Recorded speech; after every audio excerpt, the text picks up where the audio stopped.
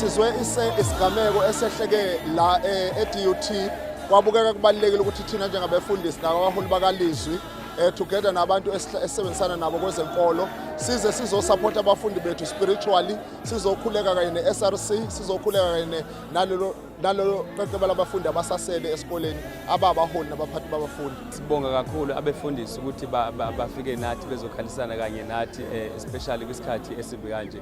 To be honest, for now the only thing that we need is the prayer, especially from different churches bezofika nemkhuleko yabo. Siyakhalisana nabafundi njengoba sazi ukuthi ke uza kwabo lo ohambile emhlabeni nokwazi ukuthi izinkinga ababhekene nazo ngeke sithi azisithinti, so sike soqhubeka sikhuleke silamule la singawe basilamule khona ba kube khona ukuthula kuqhubeka ezemfundo eNingizimu Afrika.